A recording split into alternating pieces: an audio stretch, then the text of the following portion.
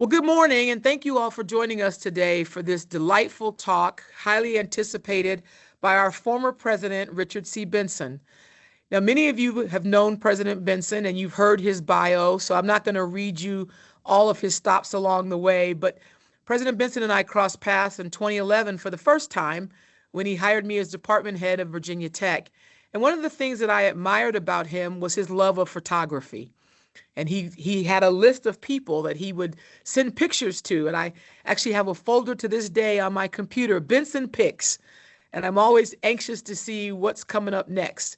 And so as he was stepping down from his presidential role, we were talking about his teaching assignment, I thought, well, the perfect thing for Dick Benson would be to give a lecture on the intersection of art and technology. And so we talked about it quite a bit, and he agreed graciously to do that. And so we've been referring to this as his last lecture because he is going to retire at the end of December. We have given him free rein to talk about the things that are passionate to him. And I'm sure he'll tell you a story or two, because once you get to know Dick, he's always got a story or two to tell. But I'd encourage you to sit back, because I'm sure the images that you're going to see are going to be totally amazing. President Benson has been 48 years in his career. And as I said, you can read all his schools, but he spanned many institutions and has collected lots of stories and examples and scenes from a lot of places, both domestically and abroad. Oh, thank you so much, Stephanie. I just love working with you. You are a kindred spirit, and as you noted, probably one of the best things I've ever done in a long career, with a lot of years in administration, is I hired you twice, and so it was a delight to bring you to Virginia Tech to be head of engineering education, and then some years later to have you rejoin me here at UT Dallas as dean of the Johnson School. So thank you so much for that very kind of introduction. And you nailed it in terms of what I hope to do is I really want to show that engineering isn't somehow distinct from artistry, if you will. And so it's my hope with this talk to show any number of scenes that are very clear, that show engineering at its beautiful best. And I should say at the outset that I've chosen examples where I've laid eyes on them. So there's many other examples I could give from other worlds, but these are connected with my life and also my choice of a profession. So I'm a mechanical engineer. So you're going to see a little bit in the world of mechanics and maybe architecture and civil engineering. And as I've said to others, I apologize to the chemists and the others in the room. I don't have a lot of artful chemistry to show you, but my intention is to exhibit beautiful engineering, artful engineering, if you will, through things that have inspired me going all the way back to the time when I was just a toddler. So with that, I will launch into my talk. Well, here you see the title slide for my talk, Artfully Engineered, where left brain meets right brain. And Dean Adams has already told you that they really do go together. In fact, they overlap. I'm showing you a little snippet of the so-called Mermaid Building, which is on the UTD campus. Those are anodized aluminum tiles that you see on the side of the building, which give it that lovely sheen. And it's just a nice little snippet of a little bit of beautiful engineering. But where I want to go next is really to the beginning of my life. And okay, I have to, here we go. So here I'm showing you some scenes from Blacksburg, Virginia. And so I was a little boy I was born in 1951. And in the 50s, we would visit my grandparents who lived in Blacksburg, Virginia. And where they lived, there was a steam engine that would pull into town pretty much on a daily basis, and it almost always was bringing coal. And that steam engine would pull up very close to my grandparents' house, and it would stop and it would dump coal down through a trestle into trucks who would then take the coal to, various houses and places of business to heat those places. And but again, I was just a toddler, and I was so fascinated by that steam engine. It was just marvelous, just an absolutely gorgeous, beautiful thing. It assaults the senses, but in the best possible way. You know, it's big and it's loud and it smells, it chugs along. And my grandfather told me that if I sort of pulled my arm down, showed that to the engineer, he would toot the whistle, the steam whistle, and he would. And so again, it almost was like a living creature. And to the right, you see actually three of the steam engines all gang together. They're actually going off to a rail conference of some sort, and they're traveling down the railroad that they were in, and that is today a rails to trails path. It's called the Huckleberry Trail. And jumping ahead in my life, of course, I spent 11 years of my life living in Blacksburg, and I used to hike and bike that Huckleberry Trail many times. But I first encountered it, when it was a rail line bringing coal on those beautiful, beautiful steam engines. So let me advance. And so here you see another view of one of those steam engines, engine 475. It was restored. It's up in Pennsylvania. There's a Strasburg historic railroad, if you will. It's right in the heart of Amish country. And that train engine still runs, and they take people on little travels through it. And so, through Amish country. And so you can ride behind that beautiful, gorgeous steam engine. And I'm quite certain that I gazed upon that very same engine back when I was a little boy. Now I'm going to try to run a video. I hope this works for the recording. So listen up.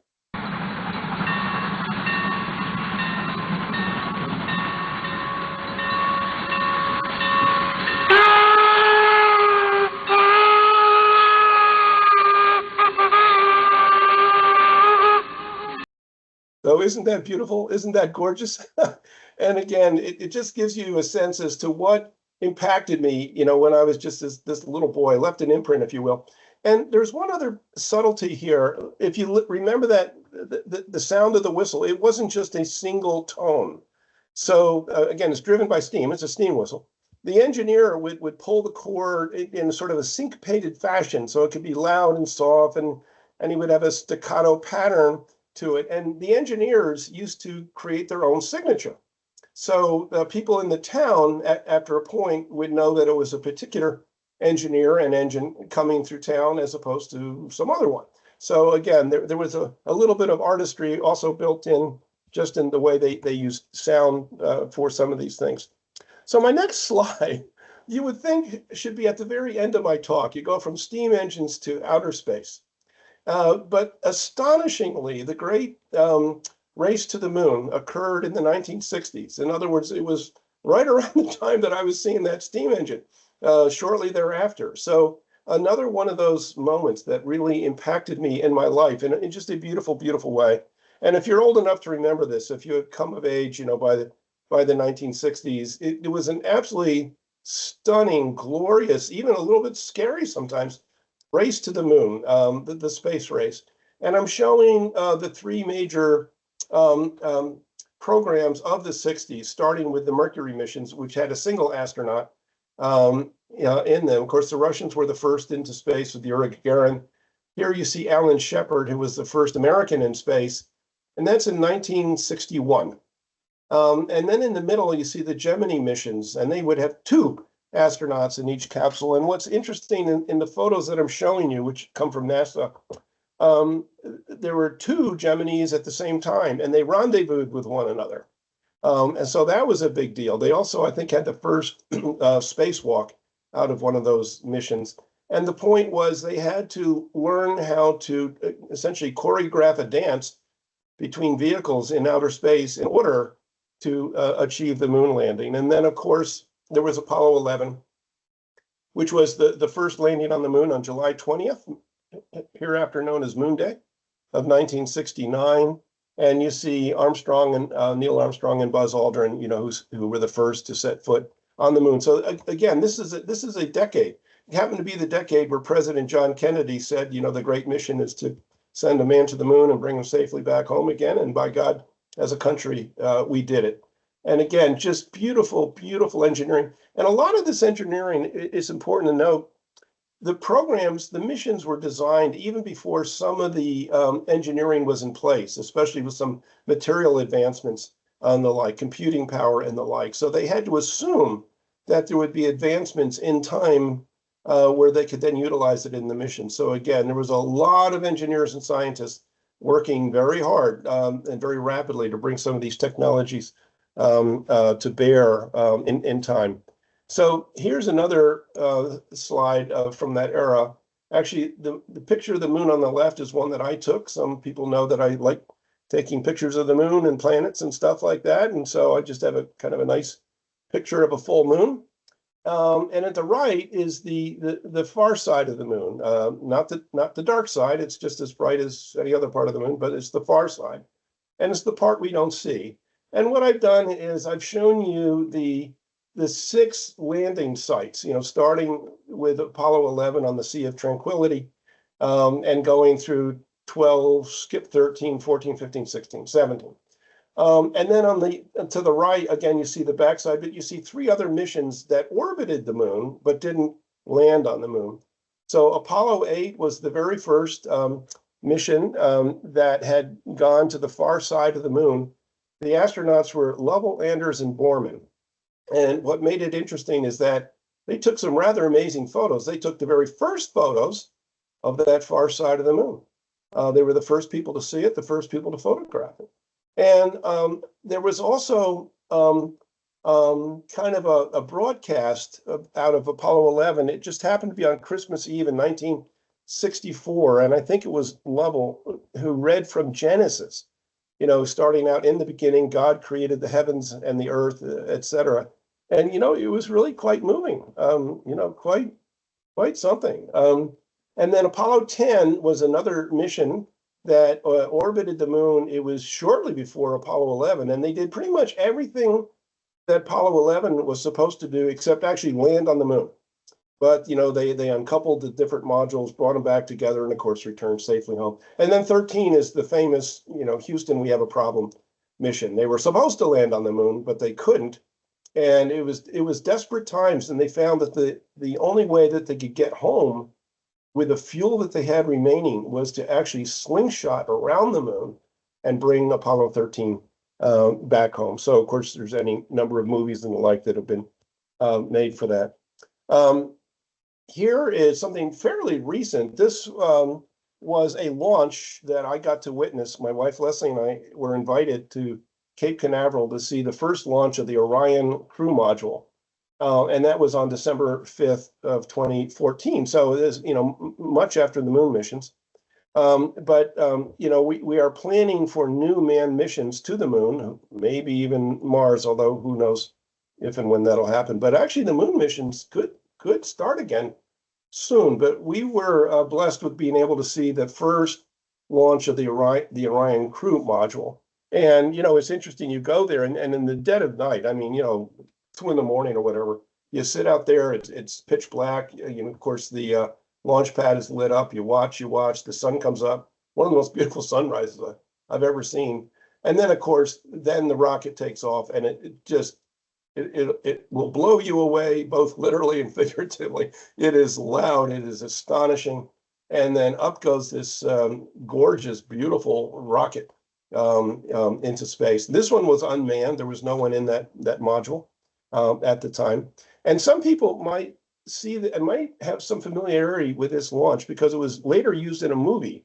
So the movie The Martian is centered around an astronaut who gets stranded on Mars. He takes good care of himself, manages to survive, but they with Chinese help, they're going to launch a rescue mission to go bring the Martian, the so-called Martian, back to Earth. Actually, that mission didn't fail, but they used this launch sequence in the movie, so you can see the same sequence if you want to go watch The Martian. So my next slide is one I wasn't sure quite where to put it. These are other things that go kind of fast, but that they go left, right instead of up. So these are a variety of bullet trains that I've been able to ride. And so I've been on each of those trains. I took the picture in the middle. I didn't take the left or the right pictures.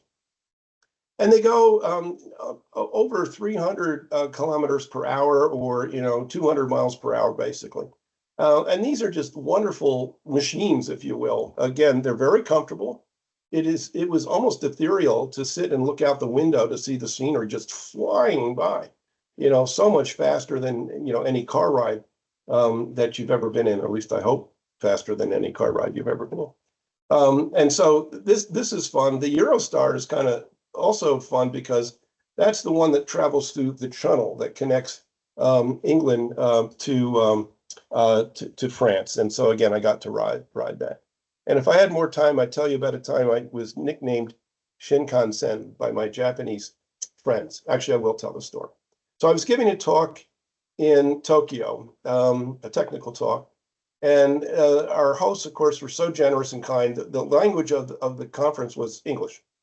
But I thought as a courtesy to my hosts, I should speak very slowly and carefully, which is not something I normally do. I tend to speak quite rapidly. And so when I got ready to give my talk, my slides didn't come up. Somebody else's talk came up.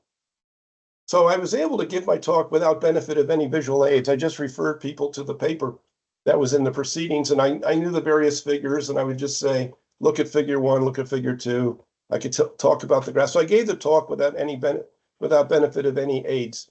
And I got some pretty good reviews on that talk. But I completely forgot to slow down in my speech. And I must have gone a mile a minute because from that point, some of my friends in Japan nicknamed me Shinkansen, as in bullet train. So anyway, Professor Bullet Train at your service. So here, now this is a little segment in my talk. It has to do with ironwork and also the time of Gustav Eiffel. So in my travels, I kept discovering Eiffel. Everyone knows the Eiffel Tower, of course. So there's the Eiffel Tower, and I was there. I took those pictures. The Eiffel Tower was built in 1889, and it was on the 100th anniversary of the French Revolution. And for 41 years, it was the tallest man-made structure in the world. I think it was the Washington Monument that finally surpassed it. It wasn't well received in the beginning by the Parisians, I guess. But of course, by now, they've all come to adore it and love it. And it's really the symbol of Paris. But what I want to point out is, especially the picture at the left, look at the truss-like work. Look at the intricacy of it. What this allows, and the engineers, the mechanical engineers will understand this, is that truss structure allows a lot of strength, but not a lot of weight. Most of it is air.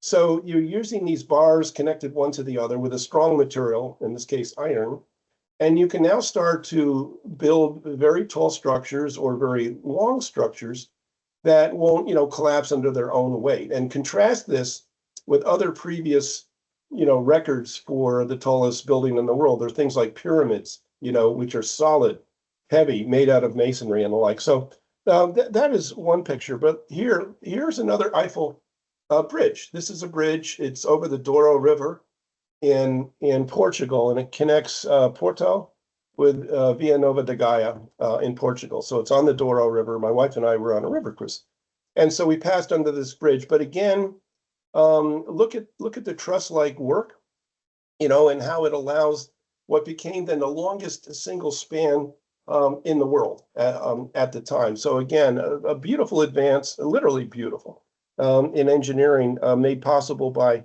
Eiffel, his ability to work with iron, but is also his understanding of the structural mechanics made possible by those truss-like structures. So here is another bridge, and you might think I'm showing you the same bridge, but I'm not.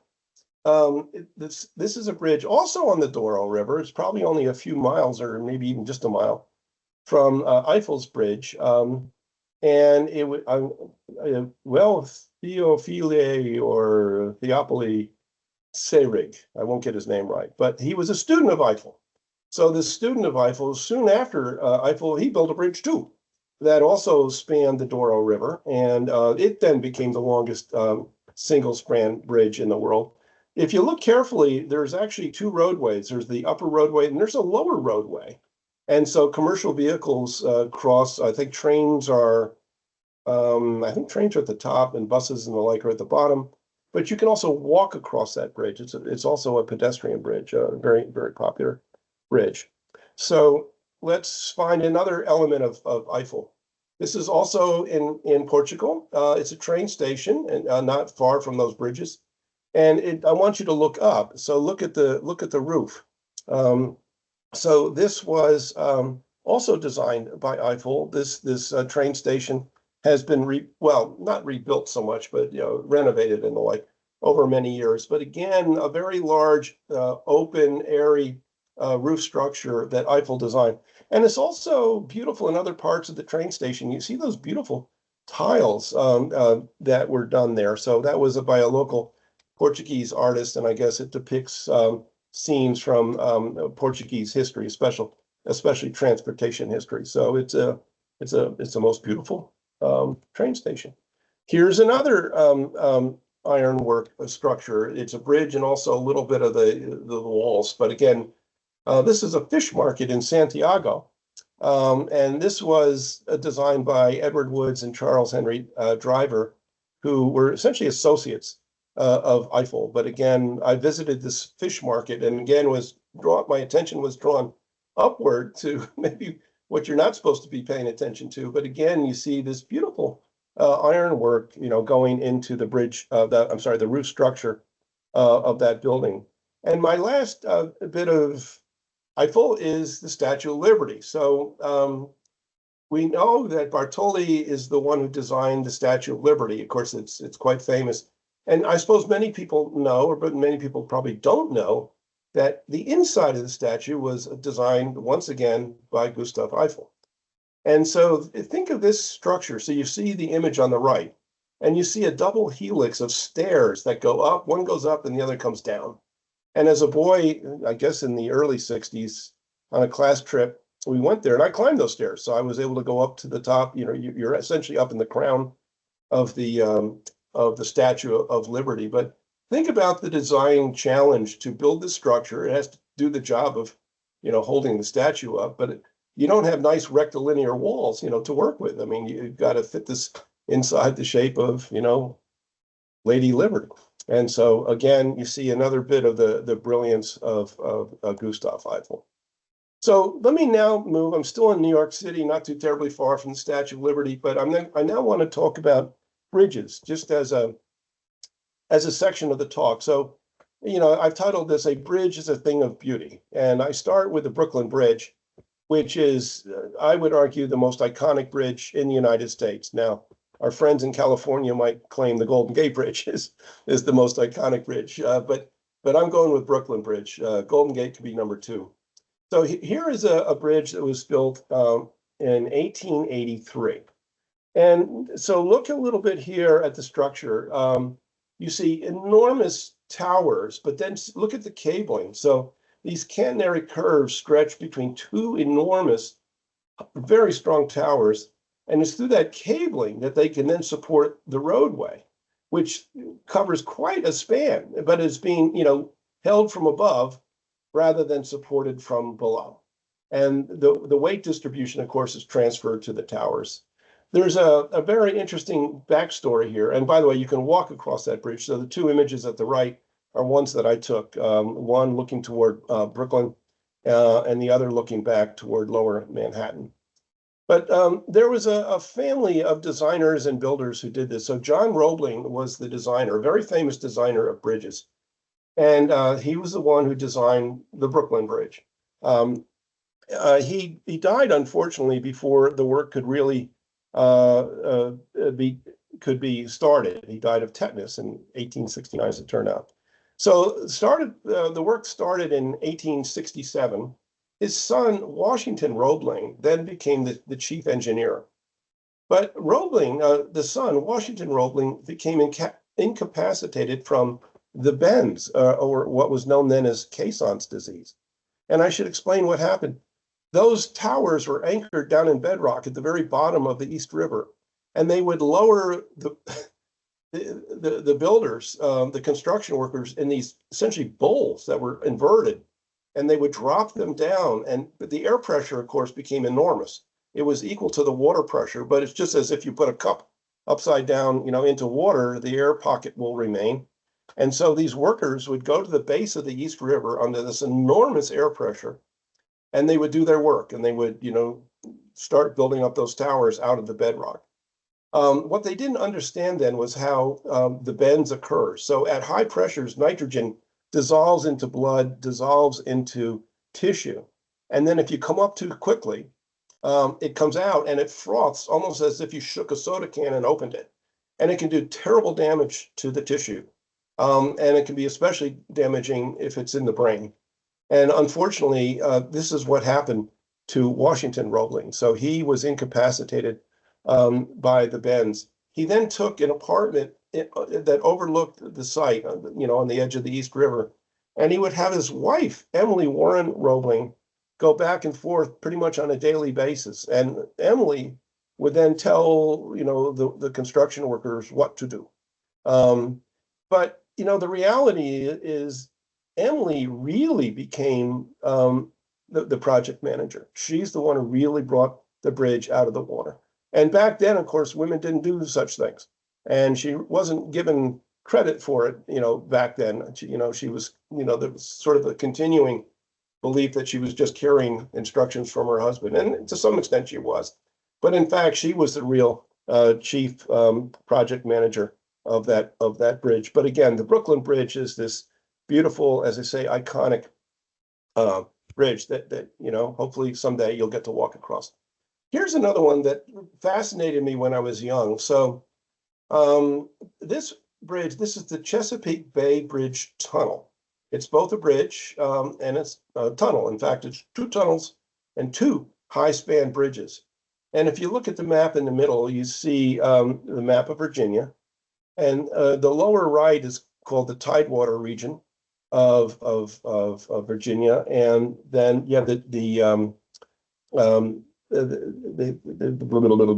sort of the East Bay area, the peninsula, that's off to the right and doesn't connect directly. In other words, you would have to go up and over around Washington, D.C. through Maryland to come down into that part of the Eastern Shore. That's the phrase I was looking for, the Eastern Shore. So the Virginians, in their wisdom, decided they would build a bridge to replace what had been a ferry. And this is pretty amazing. This is a 17-mile long bridge. And again, you go underwater twice, you go up and over the water twice. It's quite the adventure. In fact, when I was in grad school at UVA, I made a point of driving over that bridge. I was there in 1973, 74. I was making a trip back to New Jersey, and I went quite far out of my way to go all the way out to the Tidewater region, cross the bridge, then drive up through the Eastern Shore, and then get back on my route. But it's beautiful. Later, one of my sons, Jimmy, went to school in Newport News, and again, we had an opportunity to drive that bridge. To build the tunnels, by the way, it was really quite interesting. They would work underwater, almost, in sort of a scuba sense, and they would scoop out the roadbed, and they would lay pipe, big, enormous cylinders, if you will, into the scooped out area.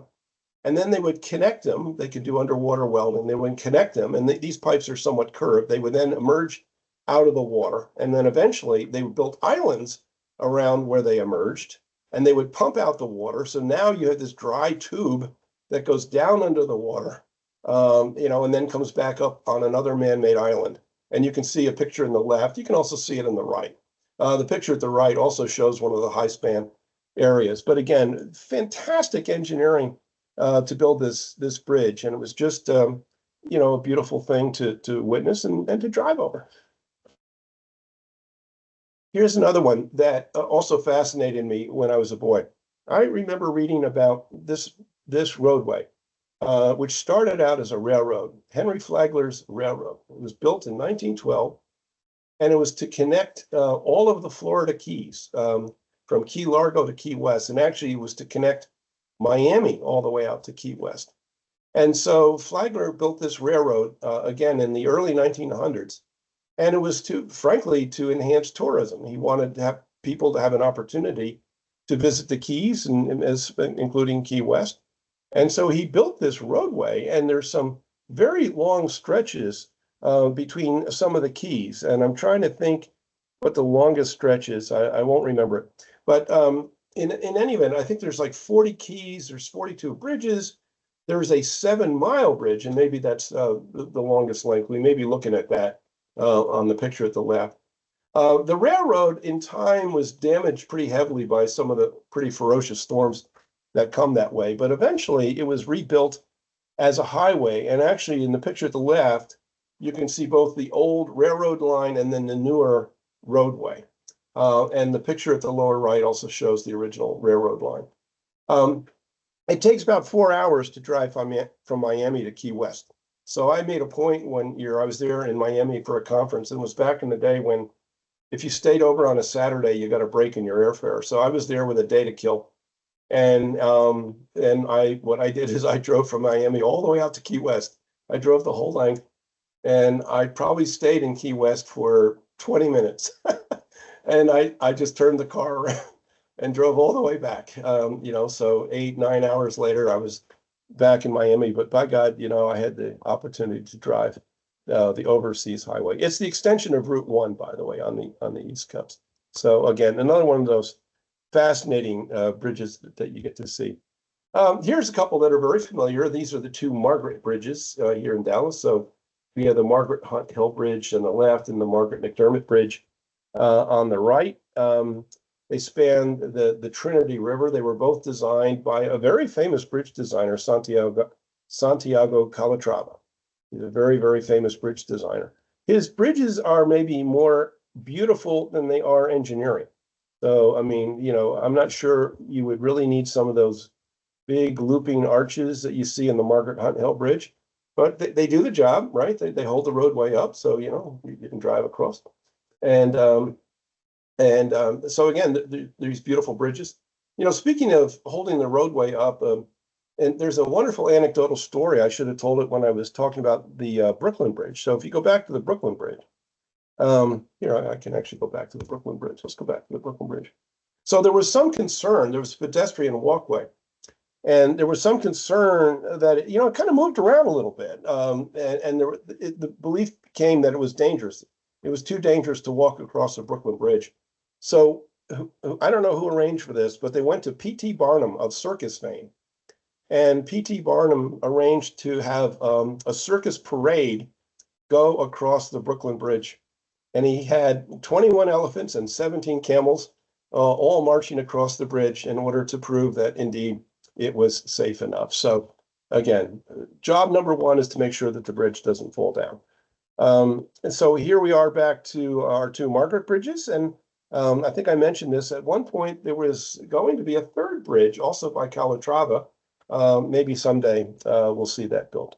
Let me continue with some bridges. Nothing special about this one other than it's just beautiful. This is also on the Douro River. I guess I've become a sales pitch for river cruises on the Douro River. This one is almost in Spain. So it was just a beautiful evening. The bridge was lit up, and I just thought it was gorgeous. So I snapped a picture. So it's just there because it's pretty. Here's another one that maybe you've seen. This is on Route 1. It's the other Route 1, the one in California, and that runs the length of California, of course. And this is in the Big Sur part of Central California, and this is the Bixby Bridge. And it is obviously crossing that divide there. It's not far from Carmel, if you know the area. This bridge is built out of concrete. I'm sure it's reinforced concrete. There's steel on the inside. That was done by design. They didn't want to really use metal because, you've got the coast with the salt air, and that's pretty nasty on metals. They would corrode. So they built this bridge. And interestingly, the bridge was built several years before the highway was built. So they kind of knew in advance that there was going to be a roadway there, and they needed to have that bridge. So again, it's just one of the prettier bridges that you'll ever come across. And here's another one that's just a real favorite of mine. It's not far from when I lived in Blacksburg, Virginia. So Blacksburg, Virginia is in the southwest corner of the state of Virginia. And it's not far from West Virginia. And if you follow the New River, which is a beautiful, beautiful river, big and fast, it's a great canoeing river. I canoed it when I was young. And as you go into West Virginia, there's a very tall single span arch that goes across the New River. And here you see two pictures of that. It's again just a beautiful spot to be. And once a year, they close off one of the pathways. I think it's south to north for Bridge Day, so you can walk across the bridge, and there'll be food vendors, and there'll be people doing bungee jumping and paragliders, and everyone just has a good day, having fun on the bridge. And there's another place where you might see that bridge, and I'll see if I can bring it up.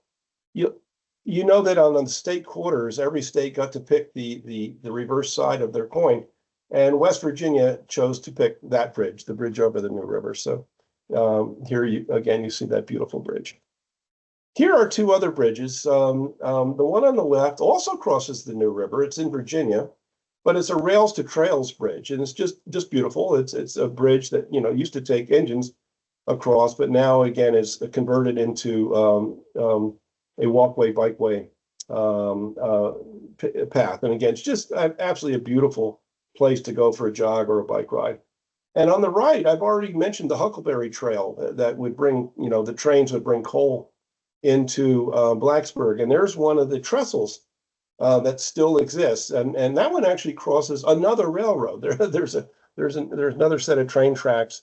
I think it's Norfolk Southern Railroad goes underneath that trestle. But again, today you can walk it. So not every bridge is big and massive, but the ones I'm showing you, I would submit are all beautiful. Okay, here's another beautiful bridge, the simplest one I'm going to show you. This is a covered bridge, also not far from Blacksburg, Virginia. It's in Newport, Virginia, just down the road. Not far from the movie Dirty Dancing. If you ever saw the movie Dirty Dancing, it was supposed to be in the Catskills, but it was actually filmed in Virginia.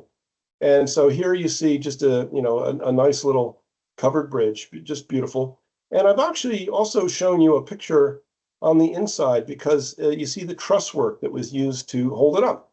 And that is, I think, known as a Queen's truss, Queen post truss.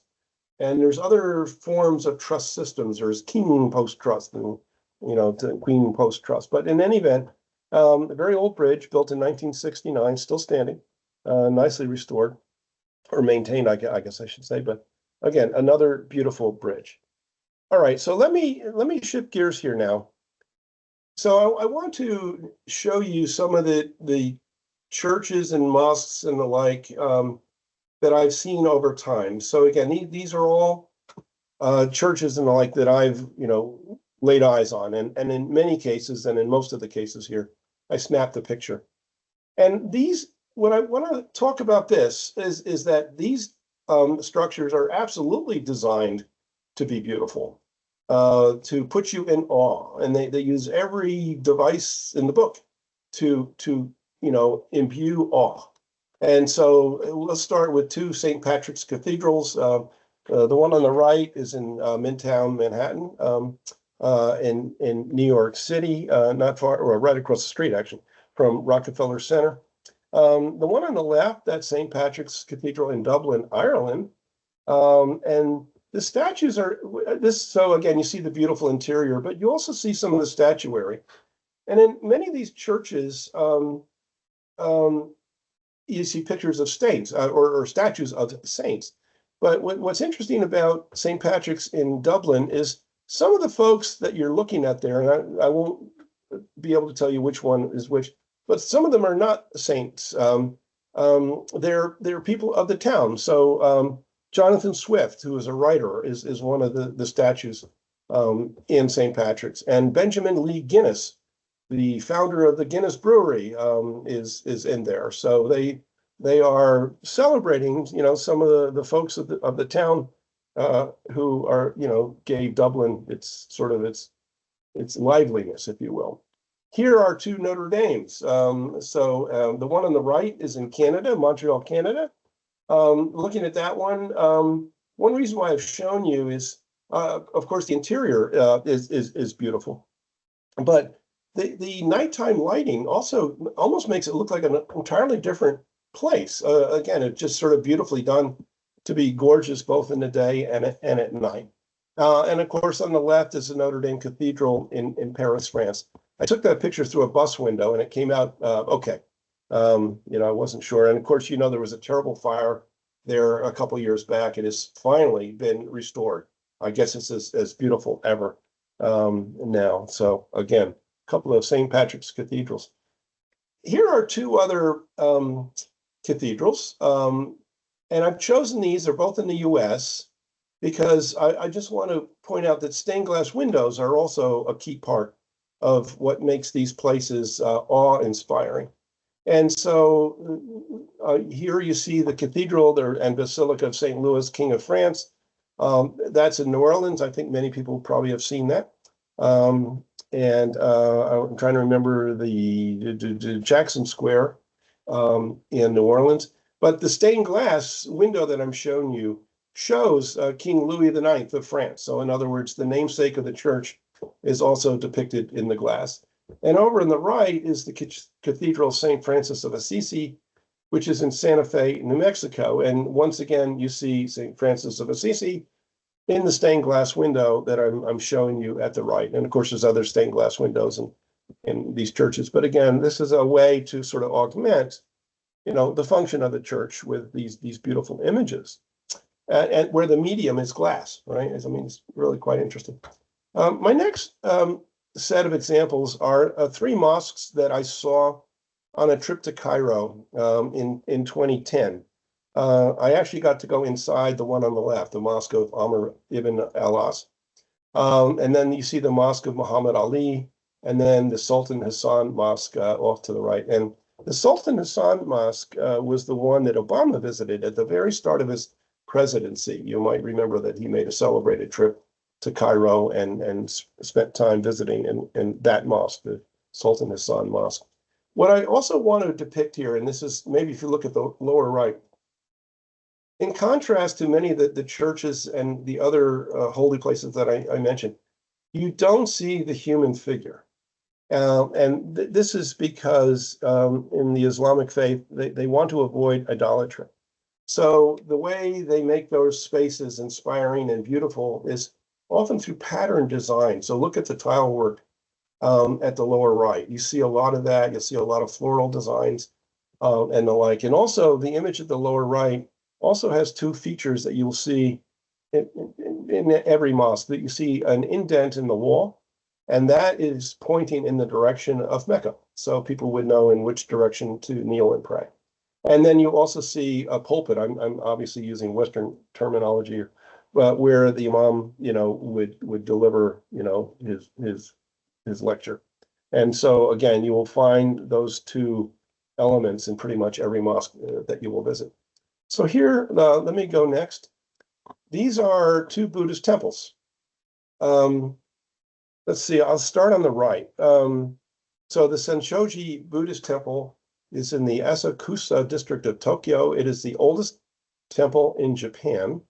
The current temple was built in the 1950s, and the reason is the original temple was destroyed in the firebombing in a firebombing raid on Tokyo during World War II. But I don't know its original date, but it's very, very old. But I want to draw your attention. If you look in the middle of the square, you see a smoky area. That's an incense area. And so people will gather around that is called a jokoro. And they would sort of waft the incense over their heads, basically. And the thinking is that it clears the brain. It gives you sort of a peaceful mind and allows you to, think more deeply and the like. I hope I'm getting that right. But you will often find these incense stations at Buddhist temples.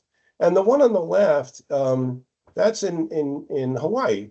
And it's actually a replica of another a Buddhist temple in Japan. The one in Japan is very old, but the Hawaiian one is more of a replica.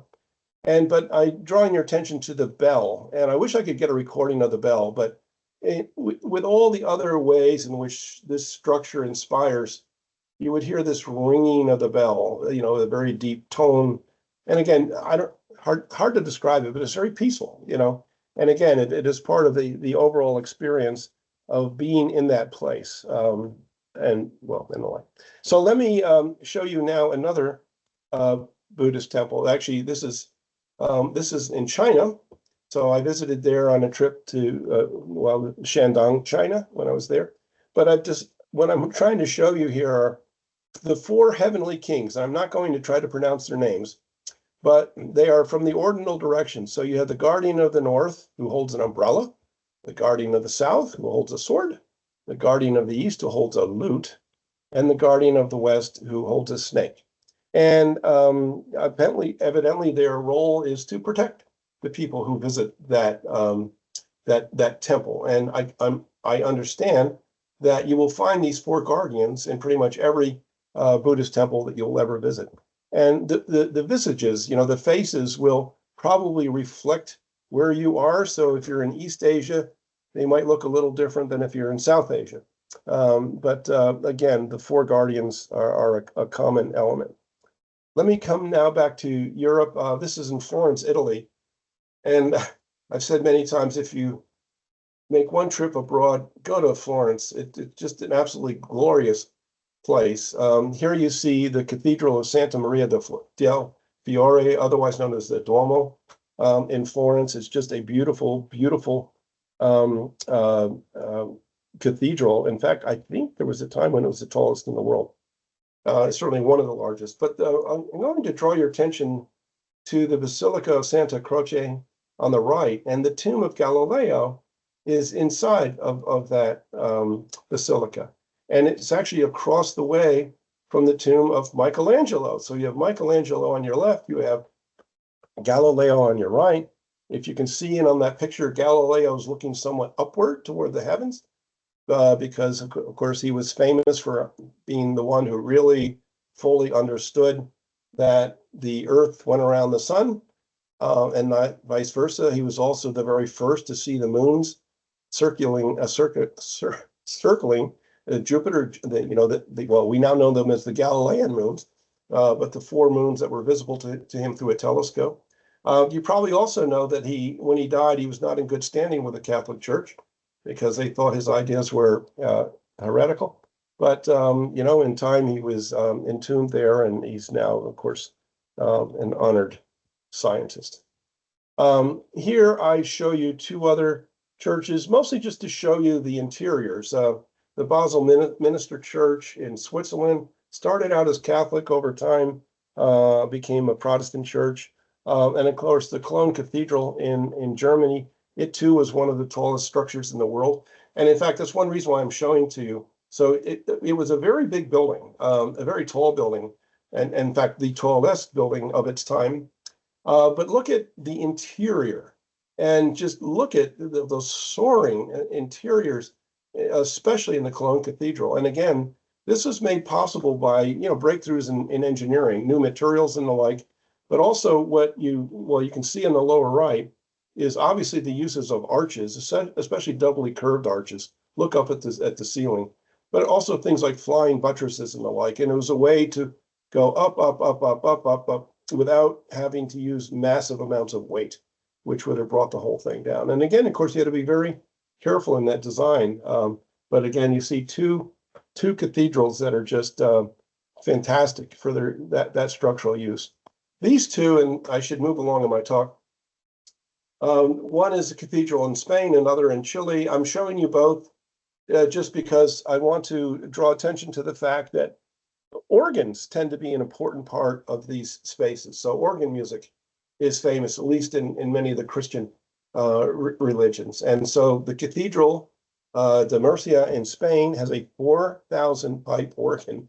And I can only imagine what it must be like to be a keyboard player, to sit down at that awesome power of 4,000 pipes. And if that wasn't enough, the Metropolitan Cathedral in Santiago has 5,000 pipes. So again, these massive organs. I did a little bit of homework on these organs. And so when it comes to music, they are absolutely spectacular. These churches are designed in such a way. There's a high reverberation in these churches, and it makes the music that you hear there just almost overwhelming. Apparently, though, they don't work well for the spoken voice.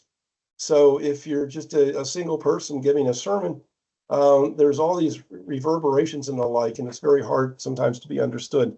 But they are optimized for music. And so again, if you want to listen to some great tune. Okay, I'm still visiting some churches. These were chosen because I want to show that sometimes you can also have a little bit of what I would call whimsy in some of these churches. So if you look to the left, the Basilica of St. Castor in Koblenz, Germany. This is one of those spaces along the Rhine River that was forever being conquered and then unconquered by the Germans and the French. It kind of went back and forth. It's German now. But there was a time when Napoleon, sort of, I guess, launched a raid on Russia from there. And what you're looking at is a water fountain. And I'll have to read to you because it presumed a great victory, upcoming victory by Napoleon against the Russians. So the inscription on the water fountain starts out, "Memorial to the campaign against the Russian." Well, it turns out Napoleon did not win that battle. In fact, he was clobbered and he retreated, having lost a sizable fraction of his army. And so later, Russians added a second line to that fountain, and the second line is, "Seen and improved by us, Russian commander of the city of Koblenz." So there you see that water fountain. In the middle, in the Strasbourg Cathedral, is a clock. Now, to say it's a clock doesn't do justice to this. It's kind of an astronomical clock. So it keeps time, of course, but at 12:30, and I don't know why 12:30 as opposed to noon, the whole thing comes to life, and you start to see parades of, stars and planets and apostles and the like. It's quite the thing, and it's fun. It's fun to watch, and people gather around to see it at 12:30. And the Cathedral Spire, Germany. I wouldn't call this whimsy. I just wanted to put it there just to show one other facet. So again, you see the statuary used over one of the doorways. In other cases, there might be gargoyles that aren't meant to be actual people, but here, those are actual people. So from left to right, you have St. Stephen, the first Christian martyr, Michael the Archangel, Mary, Mother of Jesus, St. John the Baptist, and St. Bernard, a 12th century monk. So again, ways to use statuary. Another one. This is the Basilica de la Sagrada Familia in Barcelona, Spain. And this was designed by Antoni Gaudí. So again, some people may be familiar with Gaudí. If you look at this, this is a unique design. Some say it's a form of Gothic. I guess it is. Others call it Art Nouveau. But look at just sort of just the very strange lines. And even the statues, look off to the right, they all have these very free-flowing, almost bizarre-like appearances. And there's a great many towers here, and every spire, every tower is meant to represent somebody. It could be an apostle, it could be an evangelist. There's one for the Virgin Mary, and of course, one for Jesus. And the construction began in 1882, and it is continued to this day. It was interrupted many times, including by the Spanish Civil War, but allegedly, construction will be completed this year, 2026. So again, if you ever find your way to Barcelona, go visit the Basilica. Okay, I'm still doing some places of worship. Now, so these are places of what you might call veneration rather than worship, because they're not actually in name of a god or a saint, but rather here you're seeing the Temple of Confucius, the great Chinese philosopher off to the left, and on the right you see the sanctuary of Nossa Senhora de Remedios in Portugal, and it's devoted to the Virgin Mary. I guess that she would be a saint, and it has a great collection of art. But one reason why I chose that is for this. So that is a bottle of Mateus Rosé. So for any of you coming of age in the 60s, 70s, if you wanted to impress your date, you might go get a bottle of Mateus Rosé. And if you look carefully at the picture on the bottle, it's that sanctuary. So there you get to see a little blast from the past represented in this beautiful church. Okay, and then there's the Holy Land in Israel. So I have a couple images here. This picture was actually taken from a helicopter. So we were flying over Nazareth, and it was here that the Archangel Gabriel would have appeared before the Virgin Mary to tell her that she was with child and she would give birth to Jesus. And so again, you have to look sort of in the middle of the picture there, but that basilica was built upon that site. And here, these images are in Jerusalem. The Church of Gethsemane is where Jesus prayed before he was arrested. And the Church of the Holy Sepulchre, also in Jerusalem, is built on the site where he was crucified. So again, very, very holy places in Jerusalem. And I want to finish with a very different look of churches. These are both in Iceland. On the left, you see the little Hallgrim's Church in Reykjavik, Iceland. And it's Lutheran. Pretty much every church in Iceland is Lutheran. And it was designed in such a way that they wanted it to reflect the basalt columns that are found, throughout Iceland. So I have a nice picture of some basalt columns on the coast in Iceland, and lo and behold, it really does kind of look like the church, or I should say, the church looks like it. So I don't often use the word unique, but this is kind of unique. You're not going to find another church that looks like this. And I think my very favorite is off to the right. It's called the Little Black Church. This is also on the coast of Iceland. Actually, everything in Iceland is near the coast. But it's obviously a very simple church. It's literally pitch black, and by that I mean the paint that is on the church is actually pitch. It's the same pitch that sailors would use to coat the hulls of their boats. It's very thick and almost sort of gooey, and it protects it from the elements. And so that church was painted with pitch, and of course that's the origin of the phrase pitch black. And again, just an absolutely beautiful church. Okay, so here's another section that I'm going to segue to, and I call this made by hand and hoof. And so some of the great engineering feats of the time occurred at a time when people didn't have power tools and the like. At best, they might have had flowing water, which they could then tap in some fashion for power. But, this is before internal combustion engines or steam engines and the like. So whatever was done was probably done by hand or maybe by animal, strength of animals. So I start with the Great Pyramids of Egypt, in fact, the Great Pyramid of Giza.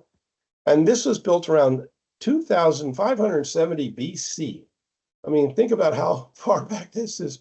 We're talking over 4,000 years, 4 millennia.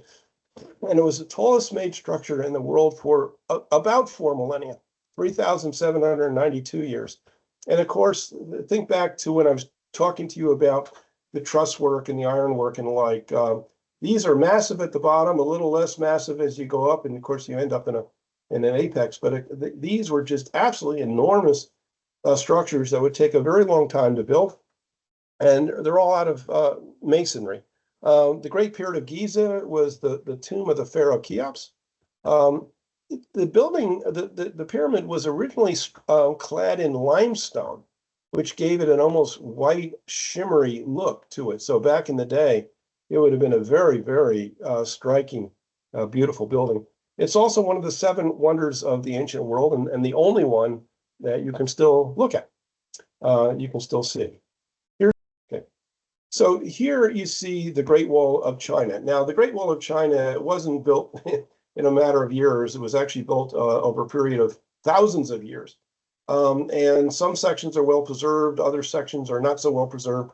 What I'm showing you is an image not far from Beijing, which I got to visit. And what I want to point out here is that the Great Wall is really quite interesting. It was meant to impede flow in this picture, sort of left to right. In other words, it was maybe keep invading armies out, or at least to protect people from undesired, armies from crossing. But it was also, if you look the other way, say south to north, it's also a roadway. It actually enhanced traffic. So you could move rather quickly along the tops of the walls. And you also see towers at regular intervals. So that was also very good for signaling. So you could signal messages, from one spot to another very quickly along the wall. So again, a really fascinating structure.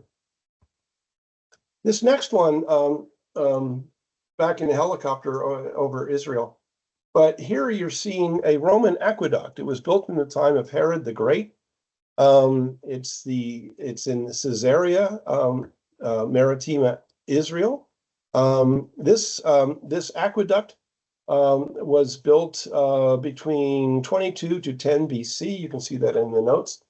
And what's interesting is how it worked. First of all, look at the archways. So the Romans were very good engineers. They were able to build this very, very long structure. And they made great use of arches. Again, it's made out of masonry. What you can't see from the picture is that there's a slight angle to this aqueduct. So the aqueduct could go many miles, in this case 7 miles, and it could go to where the water was to where you wanted the water to be.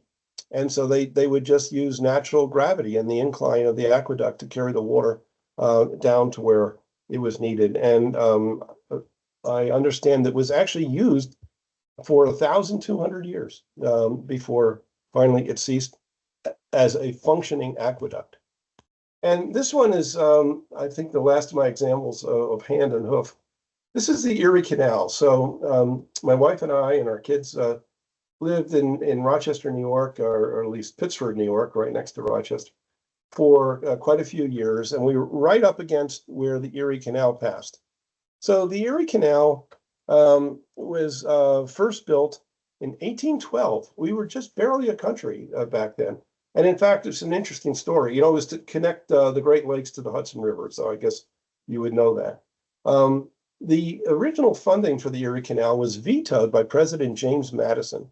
And it was back in the time when the United States were not so united as we think of them today. In other words, Madison felt that if this was a structure entirely contained within one state, that it should be paid for only by that state. In other words, the federal government shouldn't be paying for the Erie Canal that crossed New York State. And so Governor DeWitt Clinton and the New York State Legislature did take it up, and they built it. And it's been rebuilt in sections, over a number of years. But the one I want to draw your attention to is, look at the picture in the upper left. It's called the Great Embankment at Bushnell's Basin. So as you can imagine, the topography across the state of New York goes up and down and up and down. And in most places, you would have a lock system so that the canal could then go down and then maybe lock back up again. But this would have been way too many locks in too short a span. So there was a pretty deep V-like cut, in the terrain there. So rather than build a whole series of locks, they just piled up a lot of dirt and, with fallen trees and God knows what else, rocks, and again, pretty much done by hand. And they built essentially an embankment, a great embankment that then crossed over this depression called Bushnell's Basin. And my home was right there. In fact, at the back end of my yard was a little stream, and on the other side of the stream began the embankment. And I could look up the embankment, and every now and then I'd see a boat go by, and sometimes a rather big boat. And I was looking up. It was rather interesting to be looking up to see these ships passing across, these boats crossing across. Another picture I show you is Shown Place in Pittsford. It's just a lovely little shopping area. It used to be a place where they would sort of unload grain, or load grain was really more like it. Again, the canal was used to carry all sorts of stuff, including grain, across the state, but it's now just a beautiful spot where you can kind of relax and just have a nice meal and enjoy the place. And there's a canal path that runs the entire length of the Erie Canal. So in the warmer months, you can get up there and go jogging. And you can go as far as you care to go. In the winter, I would cross-country ski. So I put my skis on in my yard, and the only blacktop I would touch would be my own driveway. And then I would take a little pathway that got up to the canal path, and I could ski for however long, maybe get off a golf course and ski a little bit of, terrain, and then ski my way back home. And then the canal in the winter would sometimes be blocked off in sections so kids could play hockey. So again, it's just a beautiful structure, and largely built by animal and human power. So just wanted to show you some of the tallest structures in the world. I've made reference to a few of them. This is not every structure that ever held the record, but these are the ones that I have seen. And so, we start, with the Great Pyramid of Giza. And again, it was the tallest structure for almost 4 millennia. The Strasbourg Cathedral, the Notre Dame Cathedral, Cologne Cathedral, Washington Monument, Eiffel Tower, Chrysler Building, Empire State Building, and CN Tower in Toronto, and finally the Burj Khalifa. That's the only photo that is not my photo. I was actually in the airport there, and I could see it through a window, but it was kind of grainy and grimy, and I didn't get a good picture. The CN Tower, of course, I've been there, and you can see you can ride up, and there's like this revolving restaurant that they have there in the CN Tower. And I tell a little joke in myself. I was there for a conference, and the group of us went up to the restaurant, and we ordered our meal, and I ordered a beer with my meal, and the waitress said, "Do you want import or domestic?" And I was thinking, "Oh, import. Love an import." She brought me a Budweiser. I was in Canada, imported all the way from the US of A. Okay, here we go. Just a couple little homages to New York City. I love New York City. I grew up very close to New York City in northern New Jersey. And just a couple of scenes. Times Square, of course, very famous. Always the site of, New Year's Eve. And then Rockefeller Center off to the right. It's interesting. It's lit up in purple because the night before the artist Prince had died. So, he of the Purple Rain. And so they lit up the Rockefeller Center in purple in his honor. And off to the left, you see the new World Trade Center, or One World Trade Center, which was replacing, the original destroyed World Trade Center. It's not completed when I took that picture, as you can see. I did ride up, though, to the top in that outside elevator that you see. That's a little scary, I have to tell you, because that's a construction elevator. That's not, some of the ones that you would normally ride. And when we got up to the top, we went into what is going to be the observation deck. I didn't take a picture from there. But again, we were there before it was finished, and so it was still under construction. And if you look at the inset in the very top left, I actually got to sign my name on the wall. Of course, I was with Virginia at the time. So, I signed my name, from Virginia Tech on the date that I was there. So, 500 years from now, when they tear down the building on purpose, they'll find my name on the wall. So again, and here's a little bit more of New York City, Grand Central Station in the middle. That's just a wonderful place to be.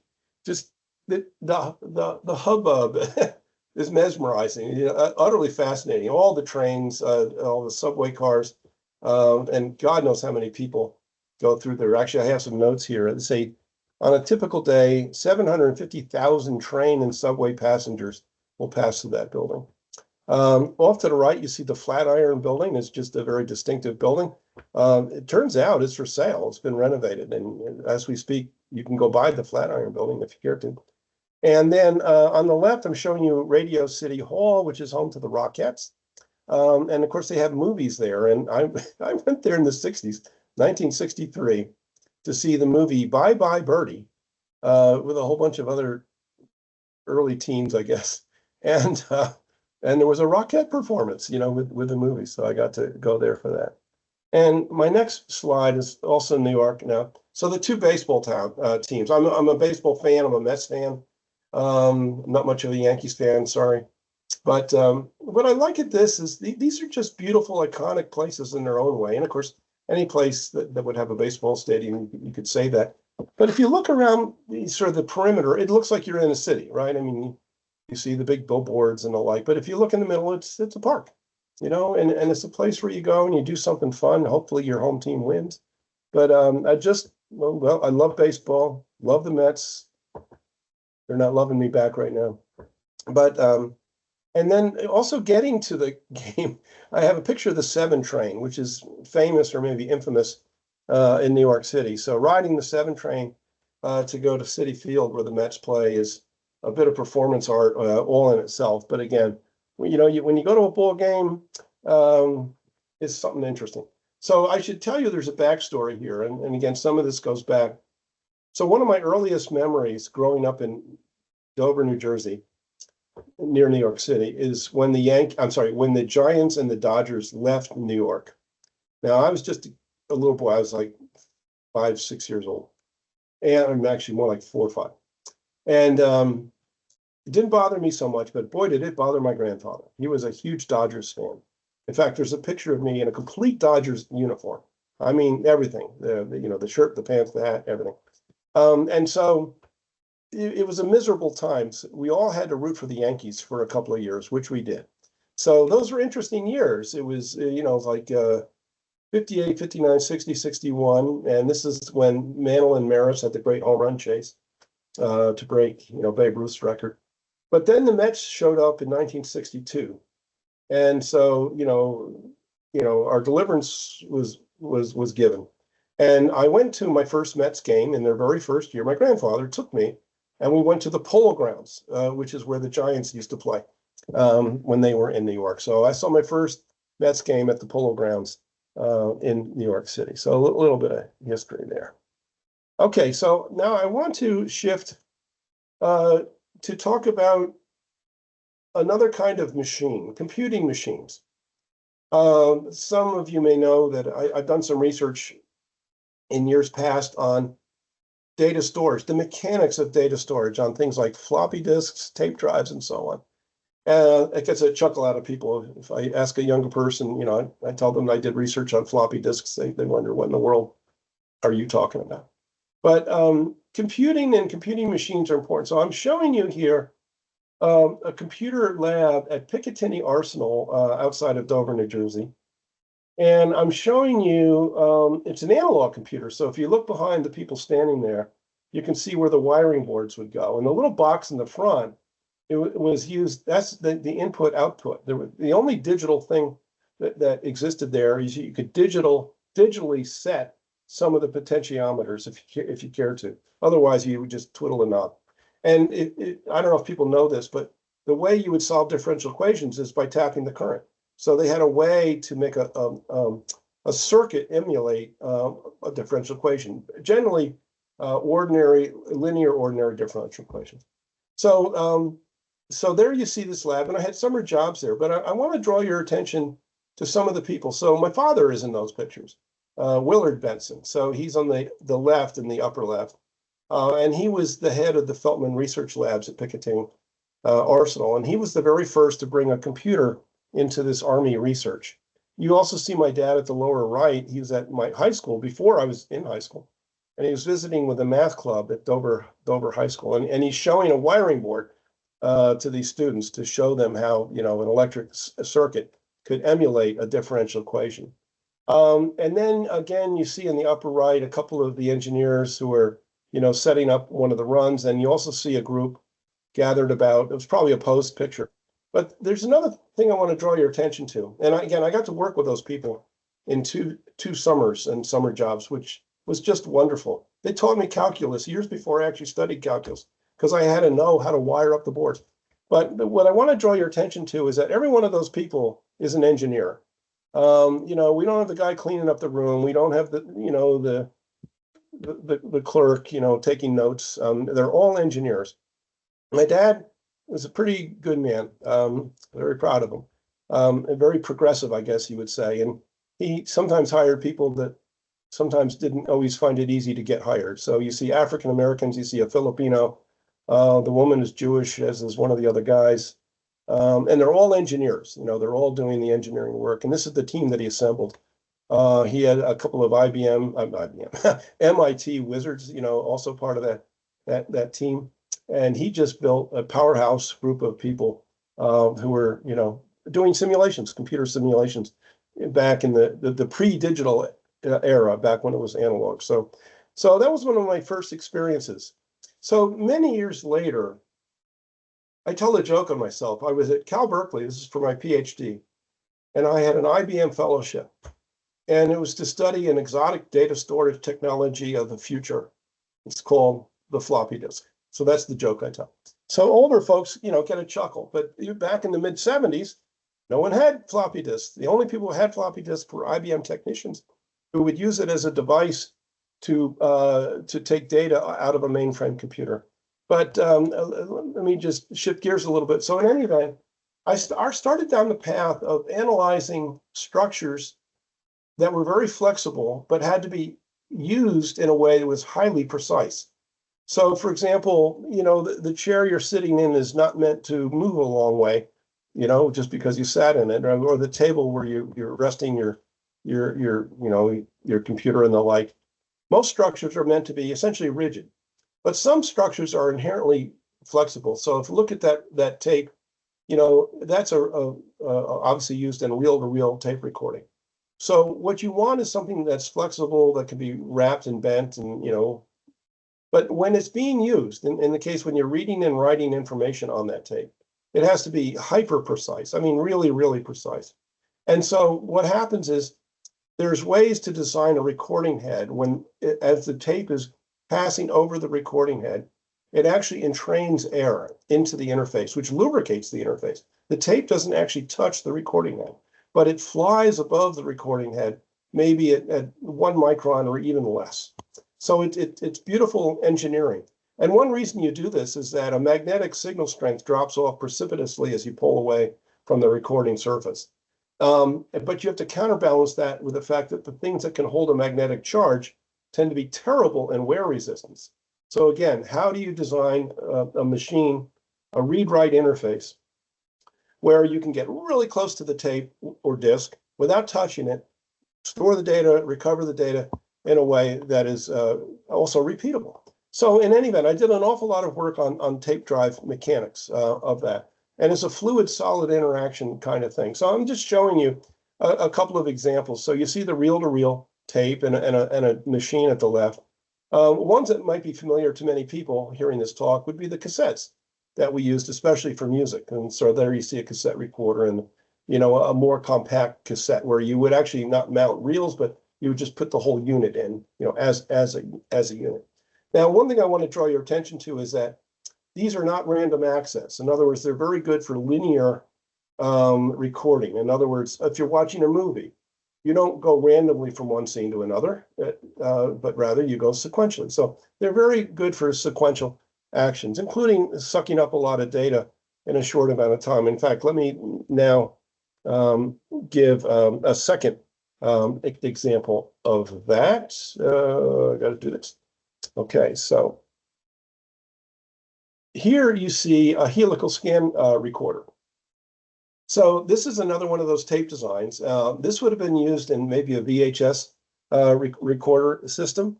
And what's really interesting about this is the way the tape goes around a drum in barber pole fashion. So if you sort of laid it out, the tape is sort of spiraled around the drum, or alternatively, the drum is cocked relative to the tape. So the tape is moving at a pretty good speed, but the surface velocity of the drum is much faster. It is zinging around really quickly, and there's multiple heads mounted in that drum. So the tape is going over the drum. Again, it's lubricated by air. And as one recording head passes now diagonally across the tape, it is putting down a track of data. And again, this is very good for very rapid storage and also recovery of the data that was on it. And this is another one of those formats that my grad students and I analyzed back in the day. And as I say, you would have seen this in your maybe VHS video recorder if you had one. And what you may not have realized that if you pop the top off the box, you would have seen that disc cocked at an angle to the tape, putting down those diagonal tracks. So my next piece, now we're looking at disks. So here you see those aforementioned floppy disks. So the very earliest disks were 8 inches. They were quite big. Then you see the 5 1/4. Again, the older among us will remember the 5 1/4 inch discs, and then you see 3 1/2 inch discs. Now and off to the right, you see a hard drive. So those disks are not floppy, they're hard, and there's a somewhat different design. The recording head is at the very tip of the arm of that actuator that you see.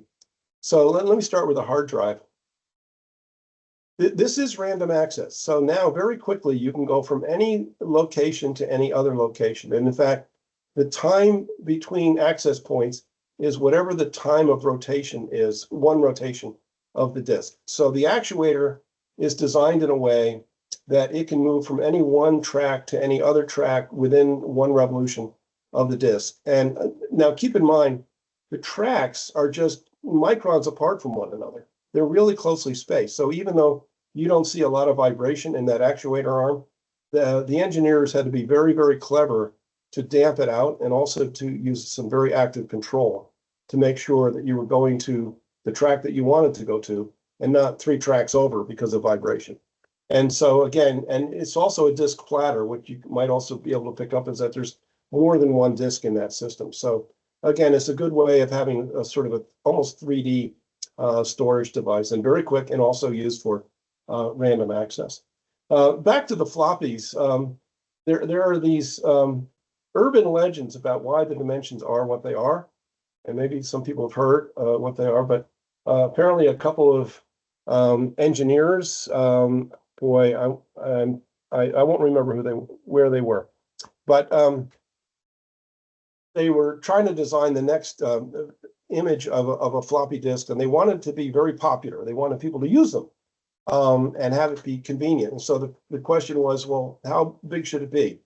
Well, I guess one engineer, they were at a bar, I should point out this conversation. The fellow pulled up the cocktail napkin sitting under his drink, and he said, it should be this size. So he pulls up this 5 1/4 inch napkin, and son of a gun, that's what the next floppy disk, that's what, the standard, industry standard became. Sorry, I'm not speaking with my hands here. You can't see me making these motions. The next one up, that story is that the next question is, well, how can you make it even more convenient?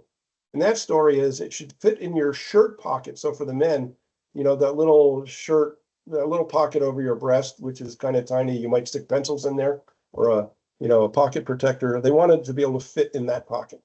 And so hence the 3 1/2 inch floppy disk. Now, also forgive me, I want to tell a little bit about my research back on the floppy disk. So let me explain why this is interesting. I don't have a visual to go with it. And this is why IBM cared about it and why it was worthy of a doctoral dissertation back in the 1970s. When a disk spins, a flexible spinning disk, it's an elastic body.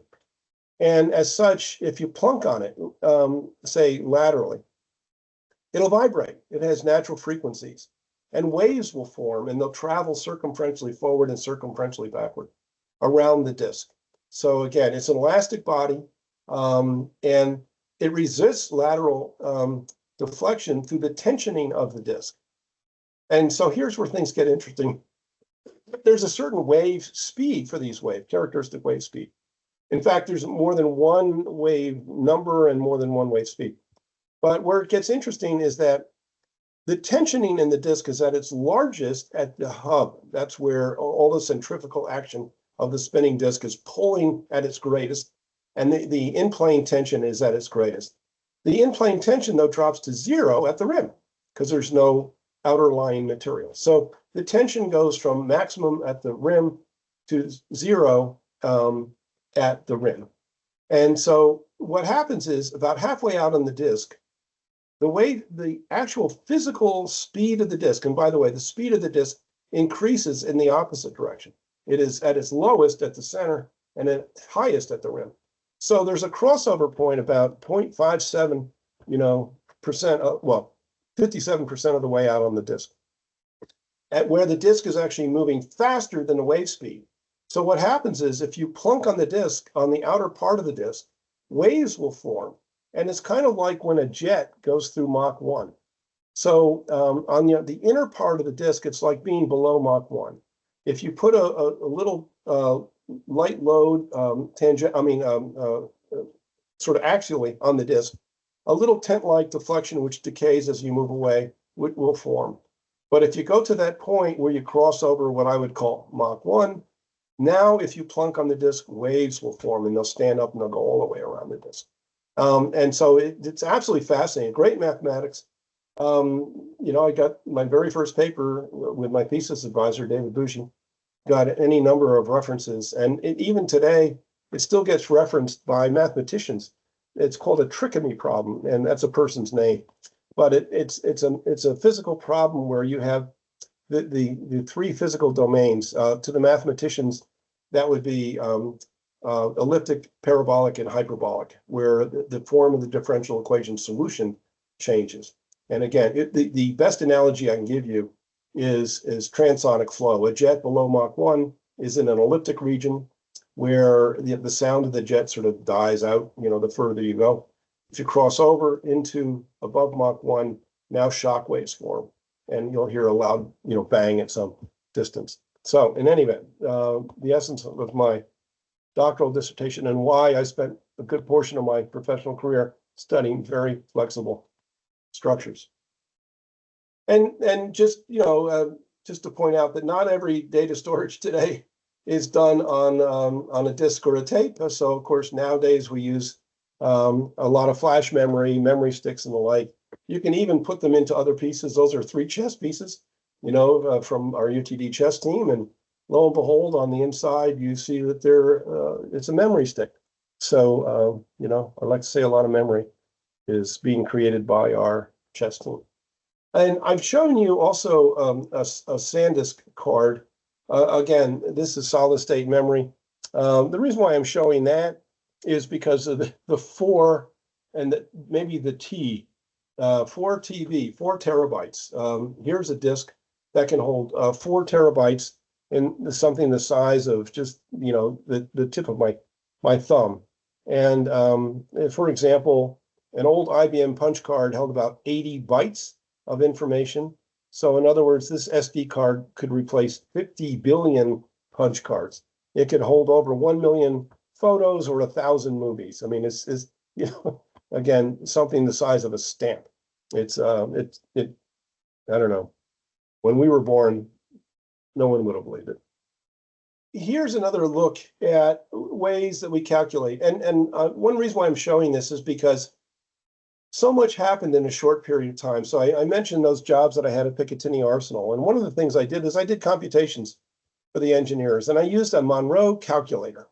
And so this is something that multiplies and divides mechanically. There's these carriages that spin about, and in fact, it can be entirely mechanical. You can just power it by pulling a crank, although the one that I used an electric motor. But essentially, it was a mechanical multiplying device.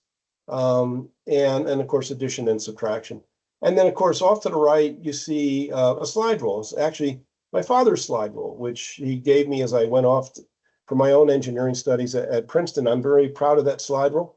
And it got me all through my undergraduate studies. And of course, it uses logarithms to multiply and divide.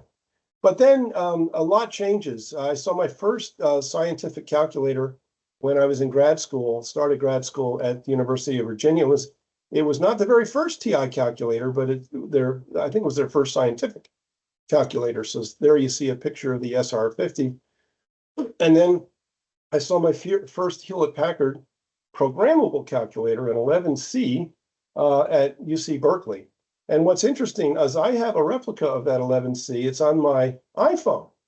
And it's an app on my iPhone. And when I call it up, it looks exactly the same. The buttons are in the same place. They even made it sound like the clicks of the buttons.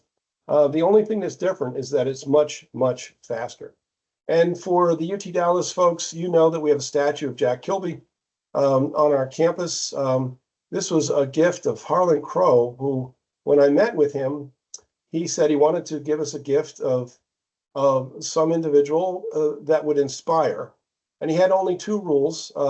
It had to be a lifelike image, it had to be a realistic image, and it also had to be somebody who inspired but not by having given money. In other words, by some other achievement. And we thought about it. I mean, UTD is a very young university, but we thought that Jack Kilby really fit the bill. Of course, it was Kilby who made that first integrated circuit, and of course gave TI its fame and fortune, which in turn gave UTD its fame and fortune. So we have that wonderful statue of Jack Kilby. So I really am in the home stretch. So I'd like to finish with some favorite spots on the various campuses that I've worked. I've worked at 4 places. So here you see the Eastman Theater at the University of Rochester. It's home to the Eastman School of Music, the Rochester Philharmonic Orchestra, countless concerts, et cetera. In fact, commencements would be held there. And one of the things I loved about the University of Rochester was, in fact, the Eastman School of Music. So again, the artistry that was there. I had the privilege of being conducted by Frederick Eiffel in an all-state band back when I was in high school. Eiffel was the longtime conductor of the Eastman Wind Ensemble. So again, the Eastman Theater is one of my very favorite places. I've chosen this one. This is at Penn State. My next stop was Penn State. There's a lot of buildings I could have picked, but again, the UTD folks will understand why I picked this one. It's the Bryce Jordan Center. That Bryce Jordan, the very first president of UT Dallas, later in his career was president of Penn State. And so when they built just a massive sports arena, it was named for him. And I had the opportunity to visit with Bryce Jordan. It was very brief. It was just like a reception line, but I got to meet him, shake his hand, and have a few words with him. But it's used for more than just sporting events, of course, sporting events. But on the upper left, you see a Billy Joel Elton John concert that I got to go to. You see a commencement scene on the right. So again, the Bryce Jordan Center at Penn State. Next stop was Virginia Tech. And again, many places I could pick, but the building you're looking at here is called Goodwin Hall. For the long time, we called it the Signature Engineering Building. And I devoted a lot of time and energy to bring that building out of the ground. And it is a fabulous building. It's a very alive building. If I had more time, I'd tell you more about all the instrumentation that's there. It's not just a place to go and sit, but you can probe the building, for vibrations and the use of the HVAC system and things like that. You see on an interior site a hanging Rolls-Royce jet engine, which is actually motorized. It actually spins ever so slowly. You see a 2-story meeting space, which was called the Capsule. Again, just a great place to have classes. And in fact, I used to say that pretty much every Virginia Tech student would have a class there because of those classrooms, even if they weren't engineering majors. And I would also point out that when we heard from Dean Adams, this is where she kept her office when she was head of engineering education at Virginia Tech. So her office would have been on the far side of that capsule that you see there. And now we come to UTD. And I just adore the Athenaeum. I said at the start of my presidency that we were going to put the A into STEM to form STEAM. So science, technology, engineering, math, and the arts. By the way, we have 2 M's in our STEM. We also have management. But the Athenaeum has come out of the ground. You're seeing phase 1, which is home to the Crow Museum of Asian Art. It also has the display from the Dallas Museum of Art. And behind it is a building that is nearing completion. That's phase 2, and that's for the performing arts. So we're going to have a 680-seat concert hall available to us in just a matter of months. So again, this is easily my favorite spot on the UTD campus. So I want to just have a quick little touch here on landscape architecture. So sometimes the engineering materials that you work with are alive, namely plants and the like. And so I think people know that we have this gorgeous campus, and it's because it was designed by Peter Walker, who's the greatest landscape architect in the country. And you'll see a picture of Peter when he was receiving the very first Rick Bertel Award in the arts. This is something that was made possible by the philanthropy of Margaret McDermott. So we give an award every 2 years to an outstanding artist. And the very first artist that we honored was the landscape architect, Peter Walker. I mentioned the New World Trade Center. I showed you a picture when it was under construction. There it is, completed. The landscape architecture was Peter Walker. And you see the Nasher Sculpture Garden off to the right, which is in the Arts District of Dallas. And the next slide, of course, is our campus. So Peter Walker, again, with the generous help of Margaret McDermott, designed those pools and the magnolia trees that are on the UTD campus. So again, we went from one of I call it the high Soviet style campus, nothing but concrete every direction you would look. And, and today it's utterly transformed, and it's done wonders for UTD to have this beautiful, beautiful campus. And we can thank Peter Walker for a lot of this. So again, home stretch. So I have to finish with this. This is a Bach Stradivarius model B-flat trumpet. I've had this trumpet since I was about, I don't know, 11 years old or so. And I've had it with me all these years. It's a beautiful machine. Of course, it could be made more beautiful if the person playing it knows what to do. And sometimes I've succeeded, sometimes I haven't. But I had that trumpet, of course, all through high school, all through my college years. And you see pictures of me playing my trumpet at Princeton in the lower left. And actually, the other two pictures are also at Princeton. People ask me if I still play, and my joke is I play for 1 hour every 5 years. So back in the day, I was in a big band. That's the second picture from the left. And we did all of the swing era stuffs, Goodman and the like. And but we also did the new stuff. So the new stuff in 1973, 72, with things like Blood, Sweat, and Tears, Chicago, a lot of horn, heavy rock, and jazz fusion stuff, and that's what we played. And it was wonderful. I just played a lot of good music in those days. And again, you can see that on a 5-year cycle, when we gather for reunions, we put the band back together and we play again. So, and I had the joy of playing my trumpet on campus on December 5th when we had the arts exposition that Dean Adams mentioned. And in that 7-piece group was my wife playing string bass. So my wife, Leslie, is a very fine string bass player. And in almost 50 years of marriage, we had never played music together, but we had that opportunity on December 5th, which is, lovely. So here I'm finally in the home stretch. So my thesis is that artful engineering is all around us.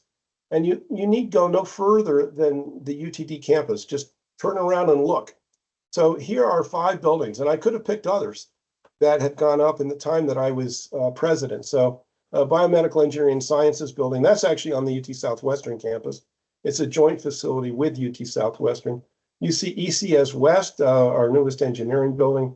Lower left, you see our newest science building, the Sciences building, the Athenaeum, which I just mentioned. And where we just cut the ribbon is the Dart Silver Line, where the Dart Silver Line now has a station on the UTD campus. And again, I could have cited others, the Davidson Gundy Alumni Center and others, as these beautiful places that have come out of the ground, in the time where I was privileged to be president.